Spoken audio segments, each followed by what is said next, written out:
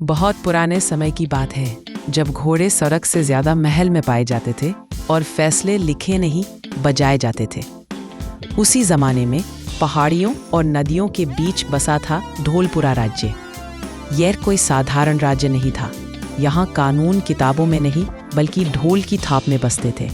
अगर ढोल नहीं बजा तो समझो राजा ने कुछ कहा ही नहीं।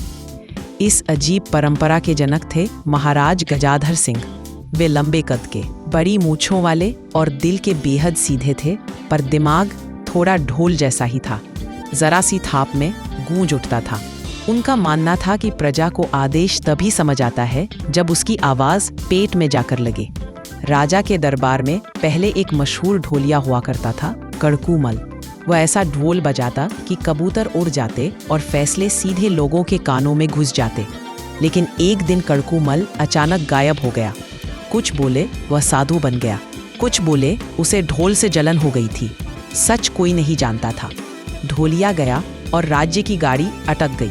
मंत्री रोज ढोल की तरफ देखते और राजा से कहते, महाराज, बिना ढोल के शासन कैसे चलेगा? राजा ने गंभीर होकर कहा, जब तक नया ढोलिया मिले। ढोल का भार मैं उठाऊंगा। यह सुनते ही दरबार में बैठे मंत्री ऐसे कांपे जैसे ढोल की थाप उनके दिल पर पड़ गई हो। अगली सुबह राजा ने खुद ढोल गले में टांगा। वह ढोल इतना बड़ा था कि आधा राजा उसमें और आधा राजा उसके पीछे छिप जाता था। जैसे ही उन्होंने पहली थाप मारी, महल के खंभे गूंज उठे और पास की झील में मछलियां घबरा गईं। राजा शहर की गलियों में निकल पड़े। वे ढोल बजाते जाते और पीछे पीछे सिपाही चलते जाते, ताकि लोग समझ सके कि यह कोई शादी नहीं बल्कि शाही मामला है। राजा ने ढोल बजाकर ऐलान किया कि आज कुएं की सफाई होगी। लेकिन ढोल की आवाज सुनते ही लोगों ने सोचा कोई मेला लग गया है। बच्चे नाचने लगे, बूढ़े ताली बजाने लगे और कुआं वैसे ही गंदा पड़ा रहा। दूसरे दिन राजा ने ढोल बजाया और कहना चाहा कि आज बाजार जल्दी बंद होगा। ढोल इतना जोर से बजा कि लोगों ने समझा आज बाजार देर तक खुलेगा। नतीजा यह हुआ कि दुकानदार आधी रात तक दुकान पर बैठे रहे और राजा महल में बैठकर सोचते रहे कि गलती कहाँ हुई।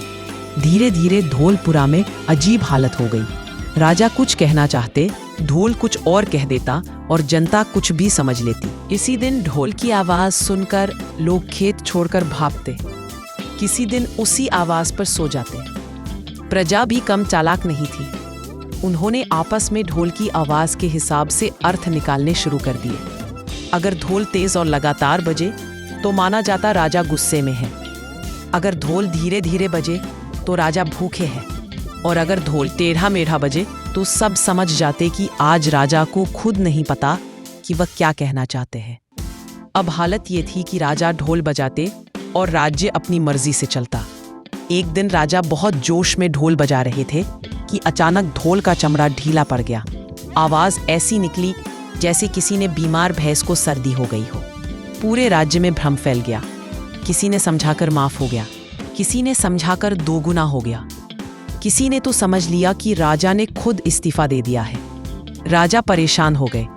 उन्होंने ढोल को देखा, फिर प्रजा को देखा और पहली बार सोचा कि शायद समस्या ढोल में नहीं, सोच में है। उसी शाम महल में दरबार लगा। राजा ने ढोल एक तरफ रखा और सीधे मुंह से बोले, आज मैं बिना ढोल के बात करूंगा। दरबार सन्न रह गया। कुछ मंत्री कानों के पास ढोल खोजने लगे। राजा ने कहा, इतने दिनों से मैं ढोल बजाता रहा और समझता रहा कि मैं शासन कर रहा हूँ। असल में मैं शोर कर रहा था। तभी कोने में खड़ा वही छोटा झाड़ू लगाने वाला लड़का बोला, महाराज, ढोल तो आवाज करता है लेकिन बात तो आदमी करता है। राजा मुस्कुरा दिए। उस दिन पहली बार ढोल नहीं बजा, फिर भी पूरा राज्य समझ गया। अगले दिन ढोलपुरा में नया चलन शुरू हुआ। राजा पहले बोलते, समझाते और अगर कोई फिर भी ना समझे तभी ढोल बजता, सिर्फ याद दिलाने के लिए। ढोल अब भी महल में टंगा है। कभी कभी हवा चलती है तो वह हल्की सी आवाज करता है। राजा गजाधर सिंह उसे देखकर कहते हैं, तो मुझे याद दिलाता है कि राजा वही अच्छा है जिसे ढोल की जरूरत कम पड़े। और ढोलपुरा आज भी इतिहास में जाना जाता है, एक ऐसे राज्य के रूप में जहां राजा ने ढोल बजाते बजाते यह सीख लिया कि हुकूमत आवाज से नहीं समझ से चलती है।